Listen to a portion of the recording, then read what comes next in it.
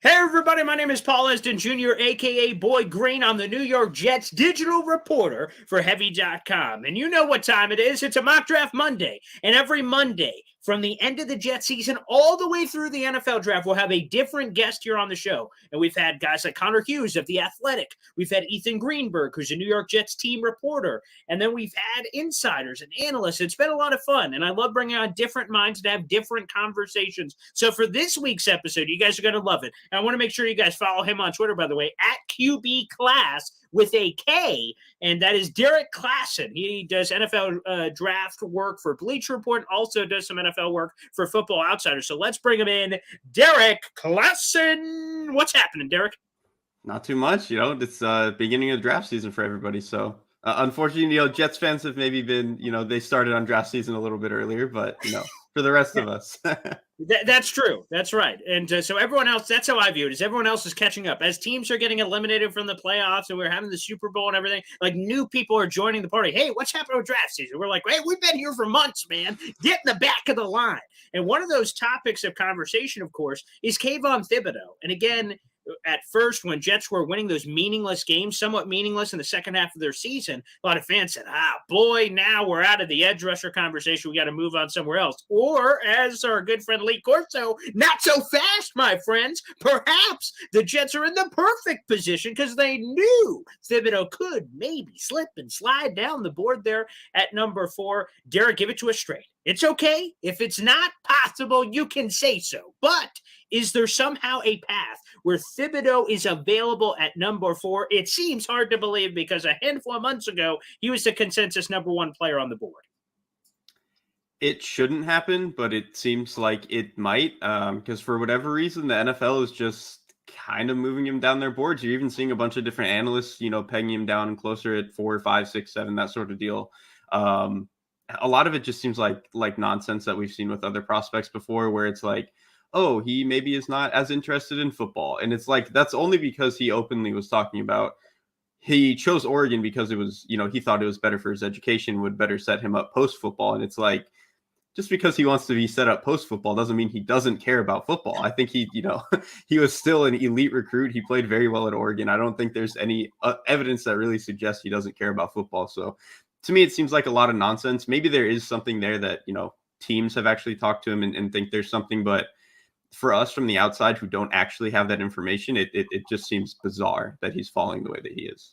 Well, give it to us straight here, Derrik, because obviously he's not the perfect prospect. He's not the Trevor Lawrence. He's not the whoever that was just always going to be the number 1 overall pick. No questions about it. So what are some of the weaknesses of his game from what you've seen? The biggest thing to me would just be that it doesn't seem like his pass rush arsenal is all the way there. His speed is incredible. He has really good length. His power is awesome, but there's a lot of pass rush reps where he doesn't fully know how he wants to approach it and how he actually wants to win. The reps where he does and he just goes, it looks incredible. So I think to me, it's more just going to be a coaching thing and getting him to be understand how to vary your approach, believe that you can win these certain ways, that sort of deal. Because he has every tool that you can imagine to win in every possible way. So I think it just might take, a little bit of time, a little bit of seasoning for him to be able to unlock that sort of stuff. But I don't think it's like a detrimental thing. I think it's absolutely something that he can work on. All right, Derrik, quick buy or sell on this, because I've heard this from a few people. Todd McShay was the first one to bring it up, and he said he doesn't have the same quote-unquote fire as other prospects. I'm not sure if that's in questions with his motor or work ethic or things of that nature, but there were some other lesser-known analysts that said something similar. On tape, is there a lack of effort? Is there a lack of motor there with Thibodeaux, or is that all nonsense?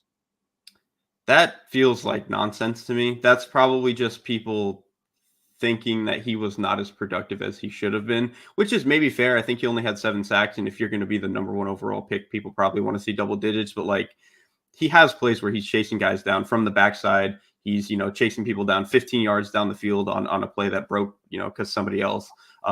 He's actually pretty active in the run game too. So, that would usually be an indicator of if a guy has a questionable motor work ethic, is if he doesn't want to get involved in the run game. But Thibodeaux is very willing to hit people in the run game and take on blocks and all that sort of thing. So at least on film, that doesn't really seem to be an issue to me now.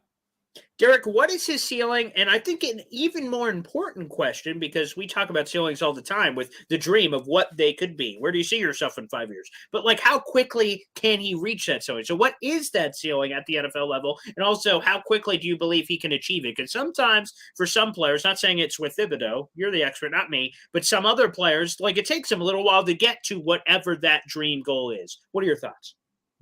I mean, I think he could be like a top 7, 8 sort of pass rusher. I think the Myles Garrett ceiling is a little bit, to where he can be a defensive player of the year candidate. That's probably like a little bit rich.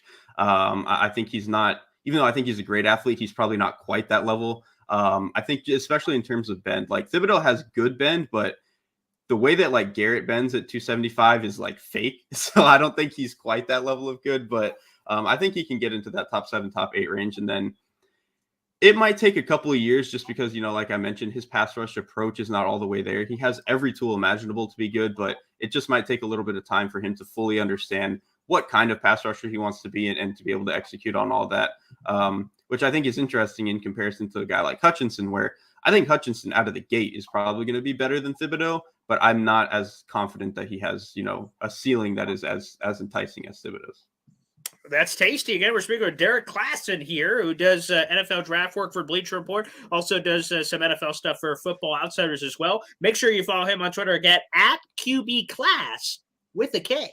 And make sure you guys give a thumbs up to this video, hit the subscribe button, and support this series. This has been a lot of fun. We've had a lot of cool, different people on, and Derrik, so far, things have been pretty good with potentially the Jets landing the #1 overall player in this class. But of course, it's not all peaches and rainbows. There's always occasionally where they may swing and miss and not get the player they were hoping for if they choose to wait on edge rusher. And let's go to number 10. There's a guy that I've heard through the grapevines that you're pretty high on, that some Jet fans are a little polarized on. They're not really sure how to feel. So now's your opportunity, Derrik. Give me the pitch. George Karlaftis out of Purdue, the guy that, again, some Jet fans like, some Jet fans don't. You are a guy that seems higher on him than some other people. What is the pitch for George Karlaftis?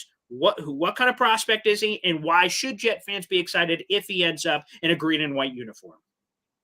Yeah, I think Karlaftis is awesome. Like the thing that stands out to me the most is the way he coils and explodes off the ball at 275 is pretty rare to me. Like he just has so much juice in his legs, both in the run game and as a pass rusher. I think part of why people are not as high on him is, one, he's not a Von Miller win around the edge type. Like I think he does a really good job of like contorting himself through contact, and he can kind of run tight around that outside shoulder, but he's not going to do the deal where he's like almost perpendicular to the ground and just bending around people. That's not quite who he is, and I think people love seeing that.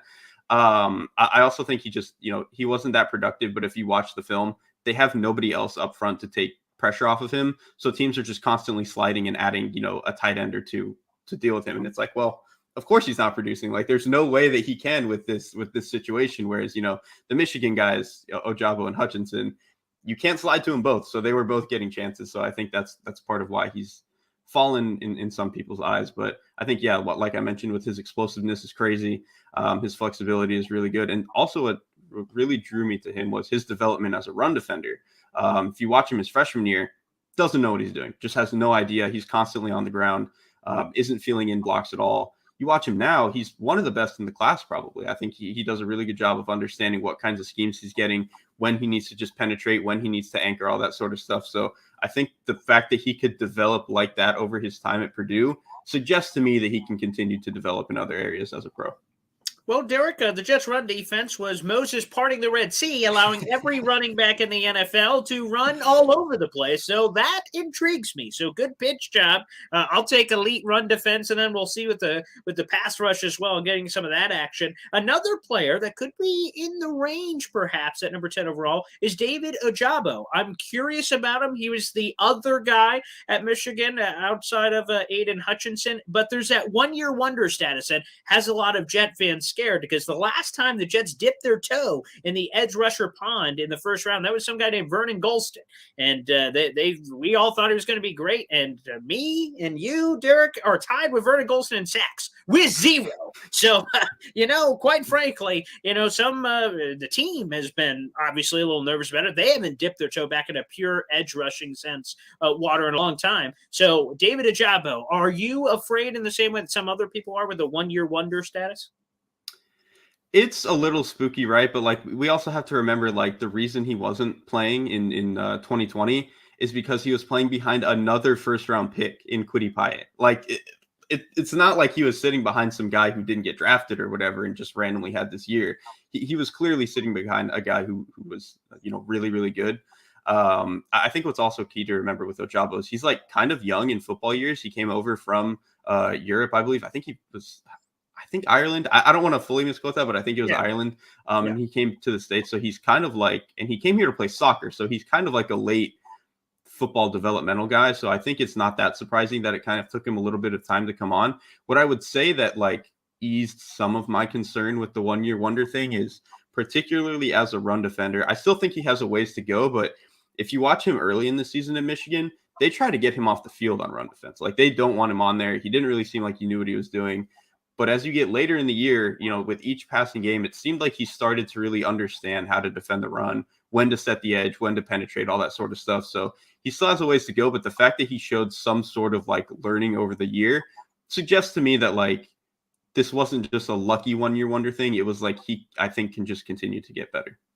And Derrik, apparently he is Scottish Nigerian, which I'm going to be honest is the first I've ever heard of that before. He was born. He was born in Nigeria. Again, he was born in the year 2000, which makes me feel very old. And then he moved over to Scotland with his family in 2007 when he was 7 years old. So there you go. A little fun fact there on David Ojabo. And is there any concern for you? I'll get one more concern here, then we'll go to some other pass rushers and other members of the team. But some other people said, well, okay, Ojabo did great. He also had some guy named Aiden Hutchinson who's going to go higher than him in the draft, garnering all the attention. So he had favorable matchups that may have played a reason into some of that potential. What do you say to people that bring that up? I think it cuts both ways. Like I think they both had the same advantage, right? Like Hutchinson is a better prospect, but I think because they were both so good, teams could never just fully send all their attention one way the whole game. Like you would have to have scenarios where you're leaving Hutchinson one-on-one or you're leaving Ojabo one-on-one. You can't play in 8-man protections all game and just give, a bunch of help to both of them. So I think they both benefited from that, as much as, I don't think one had more of an advantage than the other. I think they both were able to take advantage of that just the same. So if we're going to say that about Ojabo, we have to say it about Hutchinson, which I think is both kind of nonsense, but yeah. That's actually the best answer I've heard because like when that sort of topic has been brought up, I've just heard good point. Like I haven't heard that counter, but that's a great point that like, okay, if you're going to do that, then do it for the other. That makes sense because both of them were pretty dynamic. No question about it here. Again, we're speaking on a mock draft Monday edition. There's another pass rusher that's intriguing. And these kind of pass rushers, I don't know if they scare me. I don't know if that's the right word, but they're people that rise up the boards based on all the mile markers. We have the Senior Bowl, the Combine and Pro Days and all this stuff. And a player that, according to the media mock drafts, may not have been there, then all of a sudden things happen and whoa, we got to start talking about this guy. That guy's Jermaine Johnson out of Florida State. And again, coming out of the Senior Bowl, some people were saying he was the best player on the field, did all these things. And then some Jet fans went 10th overall. So where does he rank on the big board there? Because I feel like sometimes we drink a little too much of the Kool-Aid and prisoner of the moment. I think the 10th overall thing is probably a little bit generous, but I do like Jermaine Johnson. I think he's right outside of the first round for us at Bleacher Report. And I know some people are a little bit higher, back end of the first round, which I would be fine with if a team took him there. To me, the thing is like, he just isn't very flexible. Like he can't really win around the edge that well. When he tries to turn that corner, he gets a little stiff. But he has other ways to win as a pass rusher. His hands are really good. His leg drive is really good if he's trying to just win through people or like win through that inside shoulder. So he still does have ways to win as a pass rusher. He also has like a crazy motor. That dude is nonstop, which I think is really impressive. And then on top of all that, he's probably the best run defending edge in the class, better than Hutchinson, Karlaftis, all that sort of stuff. I think his technique is phenomenal. He has really good length. He's really, really strong for a guy who kind of looks skinny, which is interesting. But so I think there's definitely a lot to like there. But 10th overall is probably a little bit generous, I would say. I love you. You just like laying it on the line. All the people, that's generous, if you ask me. I love it, Derrik. You're splashing your opinion out there. We love it. That's fantastic. I love it. Again, Derrik Klassen of Bleacher Report and also Football Outsiders joining us here again. Make sure you follow him on Twitter. A great follow at QB Class with a K. And also, like I said, show your support for this video in this series. Thumbs up button and hit the subscribe button as well. And talk about all this run defense again is titillating the senses here because again the Jets' run defense was questionable to put it in a very light state. So with that being said, this doesn't have to be a first round thing. And quite frankly, Jet fans would have the torches and pitchforks if this was a first round thing. But who are some just big fat guys like just a run stuffing clog the lane kind of guy in this draft? Like I said, it doesn't have to be first or second round, maybe even deeper in this draft. Is there someone that fits the mold in this 4-3 scheme and just plug a guy in there that's just going to be, Tony Saragusa, just this big mountain of a man, and you can't run through him. You got to run around him. Who's a big run stuffing guy the Jets could kind of invest in their future here, maybe on day 3 of the draft? Yeah, day 3, I'm actually not entirely sure like how far Neil Farrell from LSU is supposed to fall. It seems like he's probably like he's going to get at least to the 3rd round, but I actually like him a lot. He doesn't really have any like juice off the line of scrimmage. He's not going to be in the backfield, but kind of like you're mentioning, just in terms of dudes who need to just eat space, he's really good at that. Even against double teams, I think he holds his ground really well. His upper body strength in particular is pretty crazy. Like when he latches onto a guy, he's going to take control and he's going to do what he wants. So I like him. I like him a lot in that, close to day 3 range or in the 3rd round, that sort of deal. In terms of day 3, probably the closest I would have is John Ridgway from Arkansas. My problem with him is he just plays really high and like he doesn't always bring his feet with him. So he can kind of get out of control and end up, not where he wants to be. But in terms of just like strength and size, he has it. And there's plays when he doesn't get too high and he just completely murders a center. And it's like, okay, I see where this could go.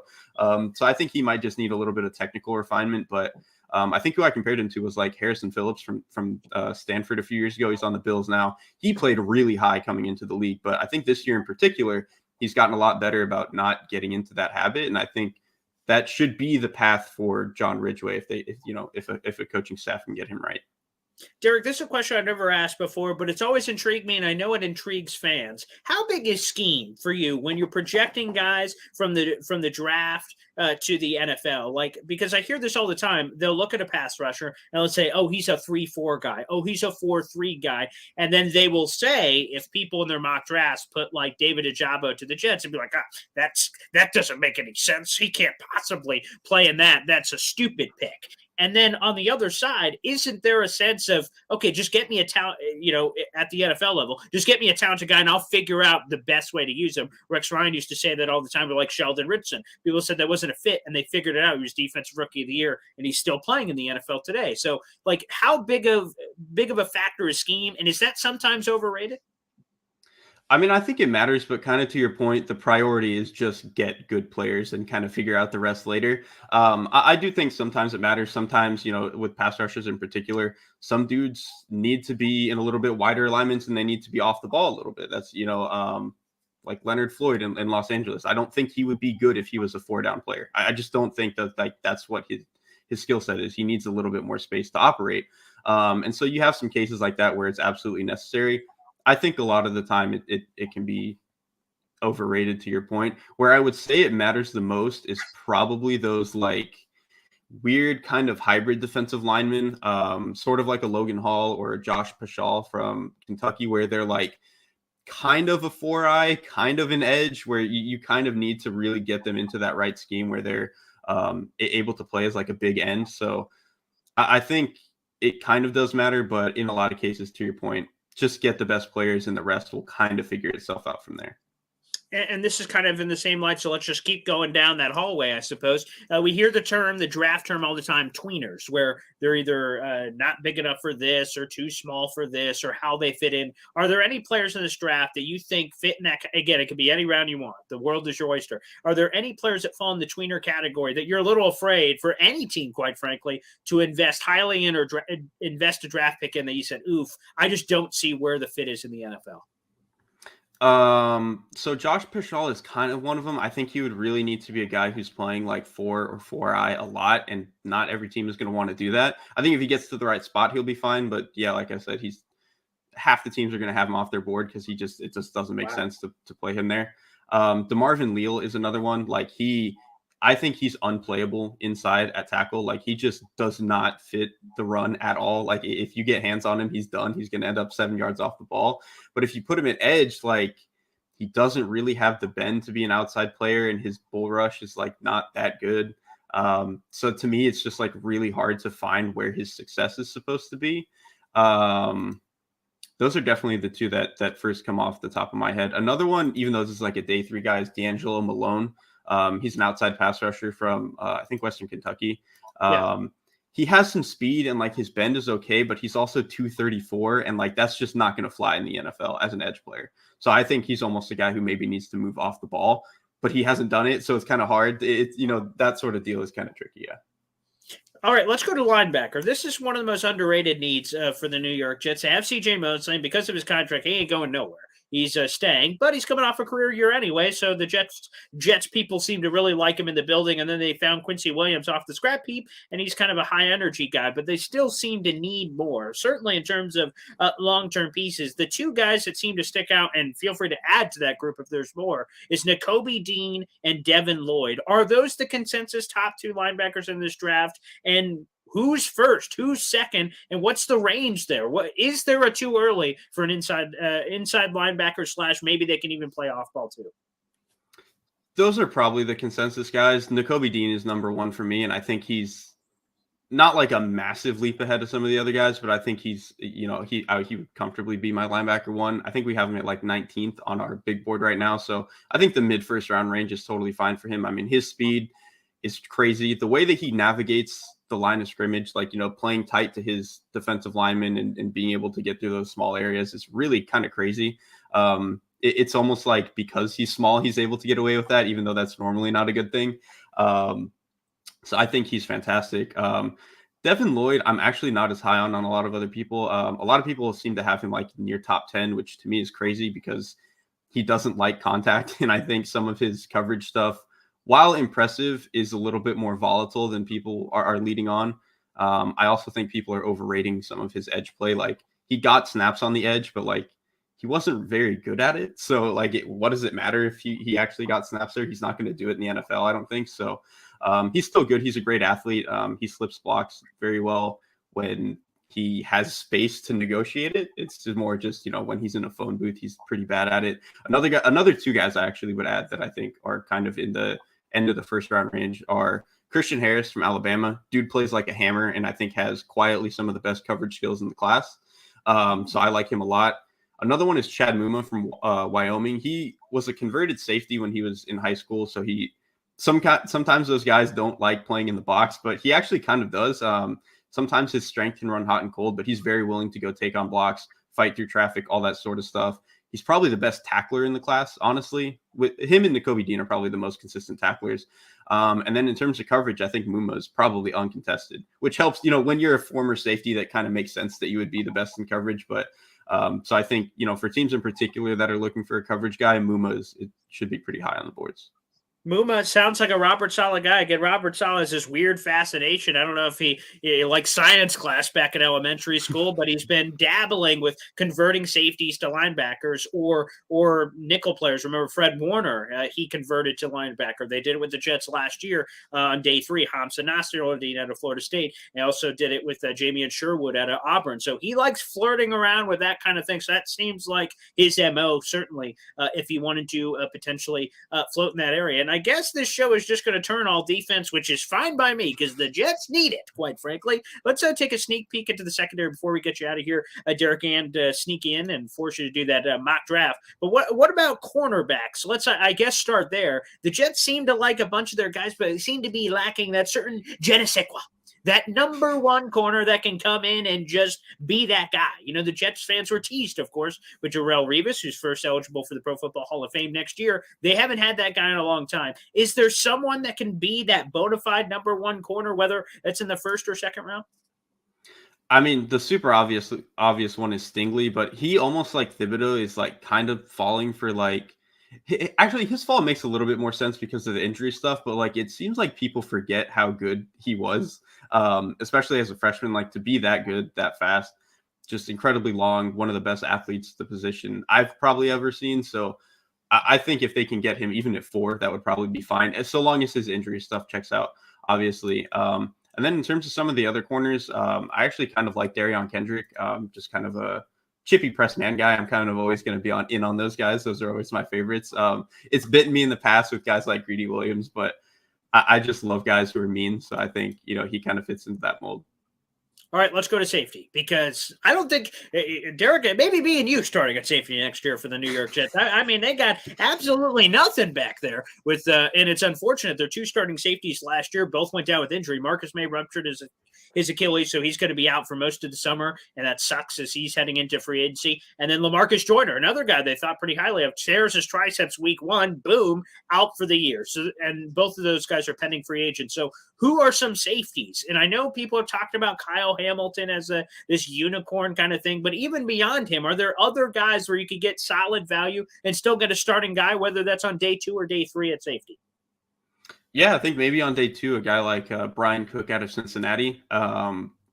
He, if you're looking for the true, center fielding type, he's maybe not quite that. He has like decent range, but he's not going to be Earl Thomas, Devin McCourty sort of deal. That's not quite his thing, but he plays really mean. He comes downhill very fast. He has good enough range and coverage that, he's going to be able to be a good zone guy. And especially if you run a lot of like split field stuff, I think he's going to be really good. So I kind of like him. Along similar lines is Jalen Petrie from Baylor. I think the way that he diagnoses the game, especially stuff in front of him, is really crazy. He's not quite as much of a hammer that Cook is, but that's more of a size thing. I think he plays incredibly fast. He's willing to come up and play the run, willing to come up and tackle on yards after the catch opportunity stuff. So I think if they are looking for guys who have a ton of energy in the secondary, that's a good place to start. Yeah, Petrie. Yeah, that guy really intrigues me. I saw him down at the Senior Bowl. A very fantastic, tantalizing player. All right, Derrik, before we get you out of here, we make every guest on the show do this. It's mock draft time. I'm going to give you the 4 picks for the Jets, and it's up to you. You're the GM. You can do whatever the heck you want. We've had people trade. We've had people just stay there and take. It doesn't matter. The world is your oyster, and people just yell at you on Twitter. Again, for folks who would like to do that, at QB Class with a K. But we'll save that for later. We'll start with the number 4 overall pick, Derrik, for the New York Jets. These could just be prospects you like in that range, fill a need. Again, the world is your oyster. You can interpret this however you want. Number 4 overall, where do you have the Jets going? I am just going to assume that Thibodeaux and Hutchinson are not on the board. I'm just going to, just for safety's sake, even though Thibodeaux, might be at this point, I don't know. And I'm just going to take Karlaftis because I still think he's that good to go that high. I talked about him plenty in the past. So I think, I think taking him at 4 is totally fine. Down to number 10 gets a little bit trickier, but it still feels like they need defense. I don't know if 10 is too high for Nakobe Dean, but I think because he's the best linebacker in the class and would give them a lot of juice in that area, I think it would be totally fine to take him there. Okay, defense. Now, I'm not sure if Jet fans will be yelling at you on Twitter. We'll find that out in a little bit. They had the worst in the league, so I think it's not the worst thing. I can't disagree with the narrative, quite frankly. And to be honest, if they did this, Derrik, just a little fun fact for this hypothetical scenario, Joe Douglas has not used as a first or second round pick on defense his entire tenure. It was, just to give a quick history lesson for people, Mekhi Becton was 11th overall. And then in the second round, he ended up taking Denzel Denzel Mims. First and second round last year, Zach Wilson, Elijah Tucker, Elijah Moore. So it's been all offense. So I'm sure Robert's always like, help a brother out over here. So and Derrik Klassen doing the same thing. All right, let's go to 35 and 38. And Derrik, I say this every single week when people do these mocks. To me, 35 and 38 are my favorite picks of the draft. To me, they're quasi first rounders. You get not a full 24 hours from the end of the draft because it's normally midnight or so when first round's over. But then by the next day, you just fully reset. Trade calls, anything can happen. And again, prospects are always there like, how is this guy here? So I think these picks are super valuable and hopefully can be a nice long-time starters for the Jets. We'll start at 35. Where do the Jets go from here after addressing defense with their first two picks? I'll start at 35. I'm probably going to end up going offense. So maybe, get some favor back with Jets fans here. But I'll start with Trey McBride. It seems like he's probably the top tight end on the board. He's probably not quite as good of a blocker as he needs to be like a true Y coming into the league. But I think he's a good enough athlete, good enough receiver that he can kind of figure out the rest and maybe add some muscle and become that true Y receiver. But they need a body at tight end real bad. And I think, he's probably going to be the best on the board that they can get there. At 38, I'm probably leaning that they also need another pass catcher at wide receiver just because they're going to be losing a lot of guys. I think it's going to be hard to go into next year without a little bit more depth at that spot. So I think maybe a guy like, this is tricky. I feel like this is like a great range to pick any wide receiver. Yeah. I think maybe like Khalil Shakir from Boise State would probably make sense. He's a guy who maybe doesn't have the sexiest ceiling, but I think he's just a guy who can consistently get open, especially in that up to 15-yard area, is going to consistently be able to move the chains, that sort of stuff. Give somebody that Zach Wilson can rely on to be in the right spot, have enough separation to be open. So they would probably need to address speed at some other junction, whether in the draft or free agency. But I think getting a guy like Shakir who can bring a high floor, which I think, Zach Wilson is going to need, I think that's a pretty good spot. Phenomenal. And by the way, Shakir, of course, was coached by the Jets down there at the Senior Bowl. He spent some extra time with Jets wide receiver coach Miles Austin, which I captured on Twitter a couple weeks ago. And a lot of Boise State fans are kind of going crazy over that. So, hey, you know what? Not mad. And I love the balance, the perfect Thanos balance, right? The little offense, defense. Very nice. It's going to be hard for Jet fans to be angry at you with that wonderful, compelling conversation. Derrik, I got to say, thank you so much for coming up on the show. I had a lot of recommendations when I was doing this series. I did it spottingly in the past, but I wanted to fully commit and get all kinds of guys. I wanted new guys that I've never had draft chats with. And your name consistently came up when I said, guys, who do you want to hear from? Jet fans, you tell me. I'm going to go to some of my old contacts, but I want new people as well. And Derrik Klassen continued to come up. Your reputation precedes you, my friend. And to me, you lived up to the billing. We'll see what all the Jet fans think on social media. Buddy, thank you so much for joining us. Appreciate it, man. Yeah, thanks for having me on. And, apparently thanks to Jets fans for getting me on here. That's right. So Jet fans, thank you so much again. One more shout out here before we sign off. Follow Derrik on Twitter at QBClass with a K, and also do any of your praise or yelling at him on social media at that very handle. And like I said, thank you so much for all the support throughout this entire series. And we got a couple more months to go here and a lot of other things. So again, thumbs up and subscribe button. Thanks, everybody, and we will see you next week for another Mock Draft Monday, right?